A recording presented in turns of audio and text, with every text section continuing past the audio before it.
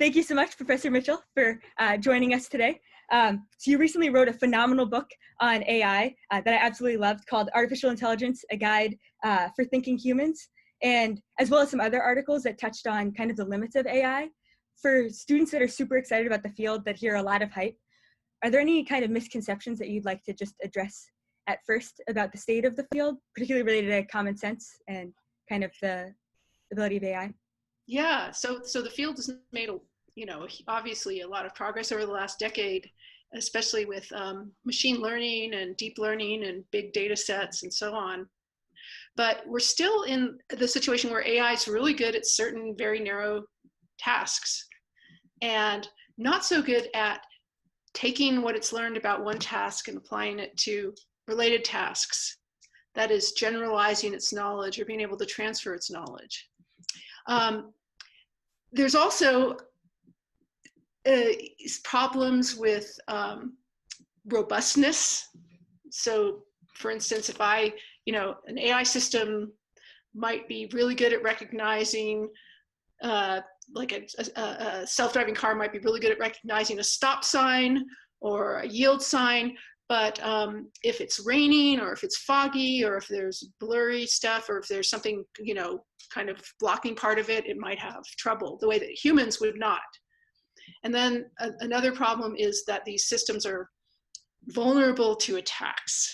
So we have these things called adversarial attacks where you can change images or you can change text or whatever the input is in some hard to detect way for humans, but it completely changes the classification of the AI system. So there's still a lot of problems. These systems are not like people. They're not learning in the way people learn. They don't have concepts in the way people have concepts. But they're still very useful in many applications, but they're not as robust as we would like them to be to have say, fully autonomous cars or fully autonomous vision systems or what have you. And kind of, you mentioned concepts. You've done a lot of work on analogy making and conceptual abstraction, even starting with your PhD thesis on copycat, as well as I just saw you recently posted an article on kind of analogies related to the current pandemic and how that's changing the way that we're responding and kind of viewing the situation. Could you talk a little bit about that? Sure. So my own work has been really kind of at the boundary between AI and cognitive science. My initial work for my PhD was on modeling how people make analogies using a very idealized domain for analogies, but thinking about how perception, recognition, categorization are all closely related. So that was sort of what that system was all about, copycat. One of the things that I've seen in AI is that, we were just mentioning it, that we have these systems now that are really good at what I would call perceptual categories. They're good at, say, figuring out if it's a dog or if it's a cat or if it's a, stop sign. And so it kind of can draw boundaries around these categories. This is like for vision systems, but we have the same thing in like language systems. But they don't have what we would call concepts in the same richness that we have. So an example that I've used in my writing is the concept of a bridge. So a deep neural network can learn to recognize bridges if it gets lots of labeled examples. You can say, okay, Golden Gate Bridge is a bridge, the Bay Bridge is a bridge, and so on. But if you say, if you ask it to then say to kind of extend that notion of a bridge to say, bridging your hands, or the bridge of your nose, or the bridge of a song, or bridging the gender gap, more and more abstract kinds of applications of this concept. Humans, this is what they do all the time. We're able to take our concepts and make them abstract and general and recognize them in lots of different situations, from the very concrete to the very abstract, but machines still can't do that. So that's what I'm interested in, is how do we do that? How do we humans do that? And how do we get machines to be more like humans and able to have general concepts rather than more narrow perceptual categories? So I hope that makes sense. Yeah, that does, and that sounds awesome. I guess for people that might be interested in doing that, with your research, do you typically have a combination then of human experiments and computational, or do you kind of focus on the computational side, or how would you go about studying Right. a mix of analogies in humans and in machines? Well, for my PhD work, I did a mix. So I studied both, I did a computer model, and then I compared it with human behavior. But more generally, so my current work is on trying to take some of those ideas about analogy and abstraction and apply them in computer vision tasks. So I haven't done a lot of human experiments there, but there's been a lot, of course, in the literature that can be used. And I think it's really important for people in AI to kind of be in communication with people in other fields like psychology and linguistics and neuroscience, et cetera, to get more ideas about how people do these things. Of course, we don't understand very well how intelligence works in humans, which is a problem for AI. So lately, I've just been building with my collaborators and students, I've been building models and trying to get the models to do certain tasks that are pretty easy for humans, in general, kind of generalizing visual concepts. And going off of that, could you talk a little bit, possibly specifically, about your work on Situate and kind of detecting visual situations and how you see computer vision and natural language processing possibly interacting, kind of related to AI in general? Yeah, so we have machines that are very good at recognizing objects in certain circumstances most of the time. But of course, what we humans do is we recognize visual concepts. So I see you and I see the concept, oh, you're sitting on a kind of a lounge chair on your porch. It's a little hard to see, but it's kind of my guess. And I can recognize that kind of concept of like somebody sitting on their porch in the lounge chair in lots of different situations, right? And the chair might look completely different, the background might look completely different, but I'm good at generalizing that. You know, another example that we've used in our work is like walking a dog. There's lots and lots of ways that you could have a visual version of walking a dog, and people are really good at being very flexible about that concept. And in fact, you know, I've seen people just, somebody on a bike with a leash and their dog is running along, and people call that walking a dog. So how do you like recognize a concept like that in a very general and robust way? So our work is to integrate some different kinds of approaches like deep neural networks for low-level vision, more symbolic concepts, and probabilistic models as well, that try together to make sense of a given situation and to abstract it. So that's a really short kind of elevator pitch version of what we're doing. But it's a hard problem, and a big part of the difficulty of it is that we're trying to, the system has to learn from a relatively small amount of data. You know, you might have lots and lots of photos of people, lots of photos of dogs, but there's not a lot of photos of people walking dogs. So we're trying to use more, integrate symbolic and probabilistic approaches with neural nets because there's just a very small amount of data to learn from. But people are pretty good at learning from small amount of data, and I think it's because they use, their minds include lots of different kinds of algorithms for it. You are correct that I am outside on a, like in sort of a porch on a lawn chair with your concept. And you're just making like the mint julep.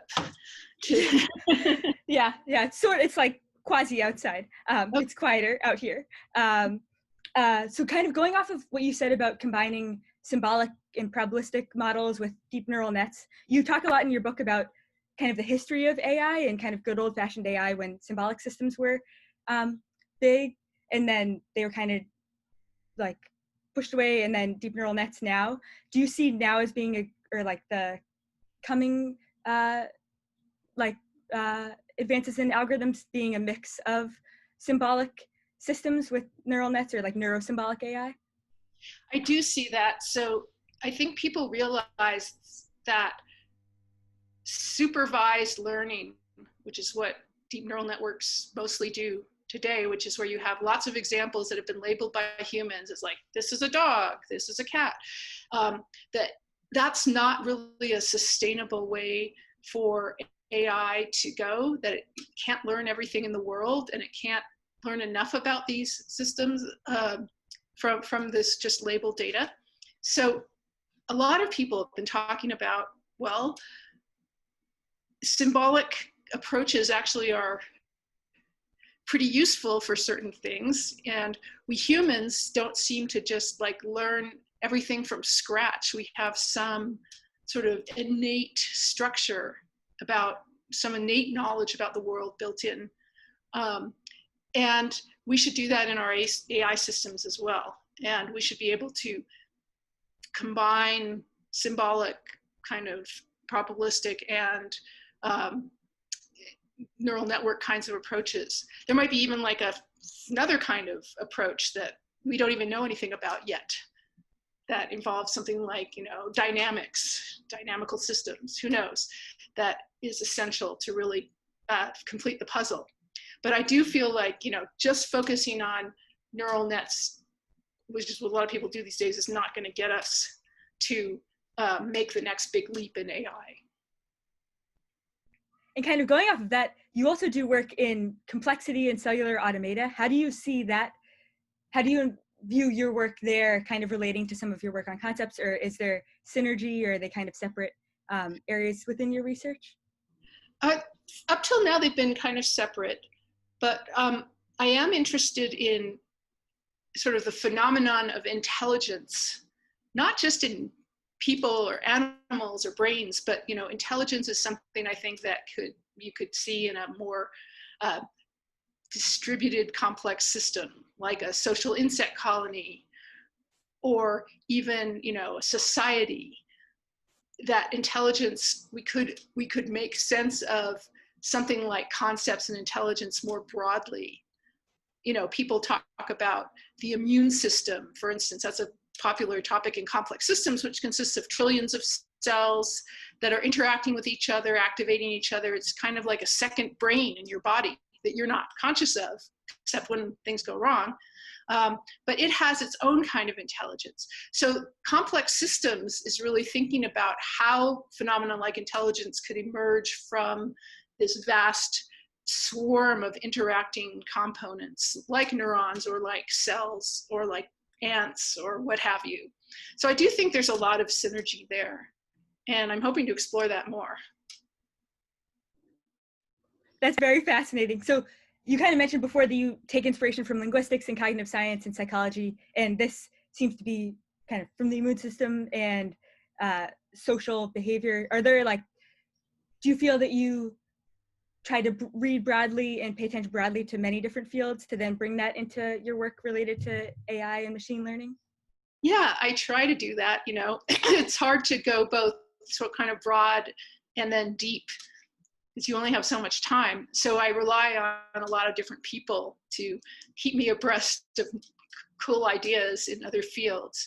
So right now I'm spending the year at the Sante Institute, which is a interdisciplinary research institute that specifically focuses on complex systems, and how very much how sort of life, intelligence, all these kind of broad phenomena can emerge as part of a complex system. So I'm talking to people who are in, cellular biology, immunology, social psychology, economics, and ideas are just all over the place. So synthesizing all these ideas is not easy, but at least there's a lot of ideas in the air, and it's a really exciting place to be. Of course, now we're all like working from home and doing this over Zoom, so it's not quite as good, but we're still trying. Yeah. And kind of going a little bit further back, you mentioned this in your book, kind of a little bit about your trajectory starting with, or working with Douglas Hofstadter. Could you talk a little bit about how you got into ML and kind of all these different fields? Sure. So I was a math major as an undergrad. I really loved math, but I didn't want to go to grad school in math. It just seemed too abstract, and wanted to do something else. And I read Hofstadter's book, Gödel, Escher, Bach, which probably a lot of people like you have read or at least seen, which really excited me. And it was all about this idea of emergence, of intelligence and consciousness emerging from the substrate of the brain. So I got really excited, and I was actually working in Boston after college, and I noticed that Hofstadter was speaking at MIT. So I went to his talk and talked to him afterwards and said, can I come work for you? And he basically said, okay. And he was on sabbatical at MIT. So I started my career in AI working at the MIT AI lab back in the 80s. And that was really exciting. So then that's how I got into working on Analogy. And then I also had a mentor named John Holland. Once I moved to University of Michigan, where I did my PhD, Hofstadter moved there. And John Holland was the founder of the field of genetic algorithms, which is an evolutionarily inspired machine learning method. And that I got really interested in that and kind of went from there. So my introduction to AI machine learning was a little non-standard, a little kind of off the mainstream, but it's, good. Now these ideas are getting closer to the mainstream, which is exciting. Kind of going off of that, for students that might kind of know that they want to pursue machine learning of some kind, would you recommend that they start kind of learning about the theory behind machine learning and then move into an applied project, or find an area that they're really interested in and then kind of fill in the gaps on the theory side, or a mix of both, or just the way to kind of go about getting into the field? Yeah, I think you could do either one. It's surprising how much math comes in handy, when you're studying machine learning. Right now, machine learning is kind of, it's at the stage where there's so many tools out there, you can just kind of, push a button and import a library and run it, and it works, but you don't know why. And if you really want to do research in this area, and you really want to build, even if you want to build good tools, I think you have to have a good understanding of the math underlying the systems. So, I think a lot of students today, it's like a little bit too easy to run these programs and build these machine learning systems without knowing anything. But I would really recommend trying to dig in and understand the math.